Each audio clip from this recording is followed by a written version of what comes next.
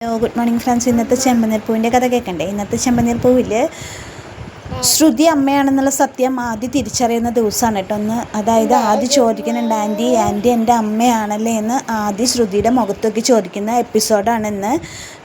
അപ്പോൾ എല്ലാവരും സ്കിപ്പ് ചെയ്യാതെ എൻ്റെ വീഡിയോ മുഴുവനായിട്ട് കാണണേ. അപ്പോൾ അങ്ങനെ രേവതി പൂ കൊടുക്കാൻ പോയില്ലോ മീരയുടെ വീട്ടിൽ പോയ സമയത്ത് ബീരാനൊക്കെ അവിടെ ഉണ്ട്. രേവതിയുടെ അടുത്ത് നിന്ന് മറഞ്ഞിരിക്കാൻ വേണ്ടി ബീരാൻ അടുക്കളയിലേക്ക് ഉന്തി തള്ളി വിടുകയാണ് മീര. ഉന്തിത്തള്ളി വിട്ട് രേവതി വന്നു. രേവതിയുടെ രണ്ട് പൂമാല കൂടി വേണം പറയുമ്പോൾ ശരി എവിടെ ഇരുന്ന് കോർക്കാൻ പറഞ്ഞിട്ട് മീര രേവതിയെ നിർബന്ധിച്ച് അവിടെ ഇരുന്ന് കോർക്കണ സമയത്ത് രേവതി ചോക്കിണ്ടല്ലോ ആരെ ചൂളം വിളിക്കുന്ന ചോദിക്കുമ്പോൾ അത് അയൽവക്കത്തുള്ള പൂവാലിനാണ് പറഞ്ഞു. ആഹാ, അയൽവക്കത്തുള്ള പൂവാലിനാണ്, എന്നാൽ അവനുള്ള ഞാനിപ്പോൾ കൊടുക്കാമെന്ന് പറഞ്ഞിട്ട് രേവതി പറയണമെങ്കിൽ അവൻ ചൂളം വിളിക്കില്ല എന്ന് പറയുമ്പോൾ മീര പറയണമെങ്കിൽ വേണ്ട രേവതി പറയണം.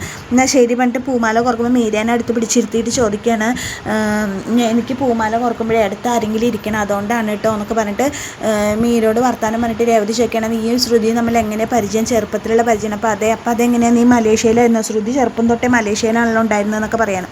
അപ്പോൾ മീര കുഴങ്ങിയാണ്, അല്ല ഒരു 6-7 വയസ്സ് മുതലുള്ള പരിചയമാണ് എന്നൊക്കെ പറയണം.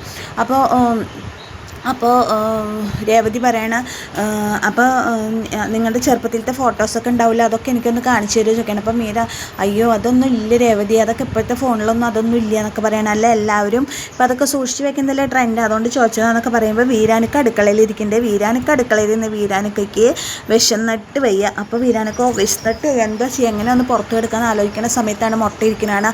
എന്നാൽ 2 ആംപ്ലേറ്റ് ഉണ്ടാക്കാമെന്ന് വിചാരിച്ചിട്ട് 3 മുട്ട എടുത്ത് വീരാനൊക്കെ ആംപ്ലേറ്റ് ഉണ്ടാക്കാനുള്ള പരിപാടിയാണ്. അപ്പോൾ അടുക്കളയിൽ നിന്ന് ഇങ്ങനെ ശബ്ദം കേൾക്കുമ്പോൾ രേവതി ചോദിക്കേണ്ടത്, എന്താ അവിടുന്ന് ശബ്ദം? അത് ഇവിടുന്നല്ല രേവതി, അത് അപ്പുറത്ത് അയാളുടെ വീട്ടിൽ നിന്നാവും എന്ന് പറയുന്നുണ്ട്.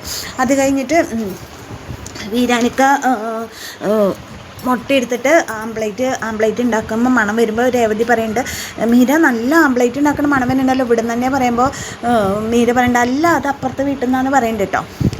അതുകൂടാതെ ഇപ്പുറത്തെ ചന്ദ്രോദയത്തിൽ ശ്രുതി വിമലോട് ദേഷ്യപ്പെട്ടാണ്, എന്താ നിങ്ങളുടെ ഉദ്ദേശം? നിങ്ങൾ എൻ്റെ ജീവിതം കൊളന്നോണ്ടാൻ വേണ്ടി മാത്രമായിട്ട് വന്നിരിക്കുകയാണ്, എന്താ നിങ്ങളുടെ ഉദ്ദേശം എന്നൊക്കെ ചോദിക്കുമ്പോൾ വിമല ചോദിക്കുക, എന്ത് ഉദ്ദേശം, നിർത്തടി നിൻ്റെ വർത്താനം പറച്ചിൽ.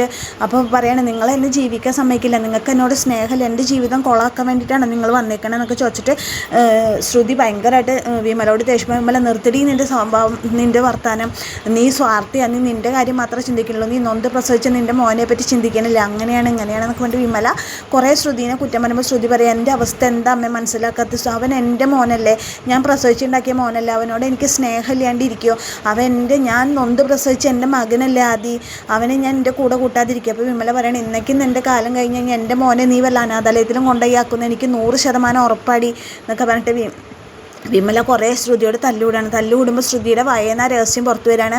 അവൻ എൻ്റെ മോനാണ്, ഞാൻ നൊന്ത് പ്രസവിച്ച എൻ്റെ മോനെ എനിക്കെന്താ അറിയാതിരിക്കുമോ എന്നൊക്കെ ചോദിക്കുകയാണ്.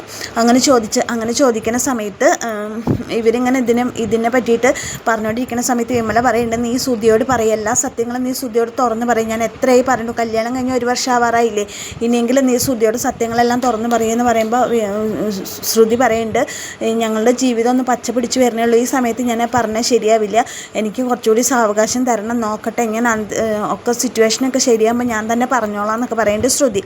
അപ്പോൾ പറയും, എനിക്ക് അവനെ എൻ്റെ കൂടെ കൂട്ടണമെന്ന്, അവനെ ഞാൻ ഉപേക്ഷിക്കുക അമ്മേ, അവൻ എൻ്റെ മോനല്ലേ എന്ന് പറയുന്ന സമയത്ത് പെട്ടെന്ന് കോണിയുടെ അവിടുന്ന് അമ്മമ്മയെന്നൊരു വിളിയേക്കും. അപ്പോൾ ഇവർ രണ്ടുപേരും കൂടി തിരിഞ്ഞു നോക്കുമ്പോൾ ആദ്യമാണ് അവിടെ നിൽക്കുന്നത്. അപ്പോൾ ആദ്യം അമ്മമ്മയെ വിളിക്കുമ്പോൾ ഇവർ പറയുന്നത് മുഴുവൻ ആദ്യം കേട്ടു എന്ന് അവർക്ക് മനസ്സിലാവും.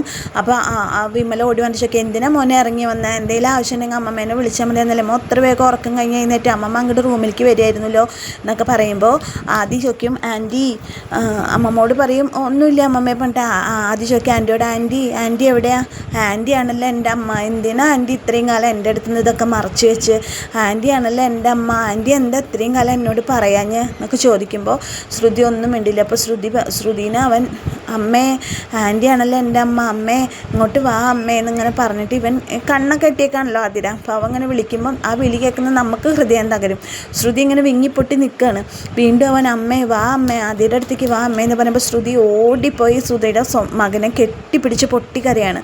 ആൻറ്റിക്ക് അത് അറിയിക്കാൻ കഴിഞ്ഞില്ലടാ മോനെ, നീ ആൻറ്റിയോട് ക്ഷമിക്കുക എന്നൊക്കെ പറഞ്ഞിട്ട് ശ്രുതി ആദിനെ കെട്ടിപ്പിടിച്ച് കരയാണ്. അപ്പോൾ ഇന്ന് ശ്രുതി ആദിയുടെ അമ്മയാണ് എന്നുള്ള സത്യം ശ്രുതിയുടെ മോൻ ആദി തിരിച്ചറിയുന്ന ദിവസമാണ്. ഇനി ചന്ദ്രോദയത്തിലുള്ള ആരൊക്കെ അത് അറിയുമെന്നറിയില്ല. അങ്ങനത്തെ ഒരു എപ്പിസോഡിലാണ് ഇന്നത്തെ ചെമ്പനീർപ്പൂവ് അവസാനിക്കുന്നത്. വീരാനിക്കേനെ രേവതി കണ്ടുപിടിക്കുമെന്ന് അറിയില്ല. അപ്പോൾ രണ്ടും നല്ല ത്രില്ലിംഗ് ക്ലൈമാക്സ് പോലെ ആയിട്ടാണ് ഇന്നത്തെ ചെമ്പനിരപ്പ് അവസാനിക്കുന്നത്.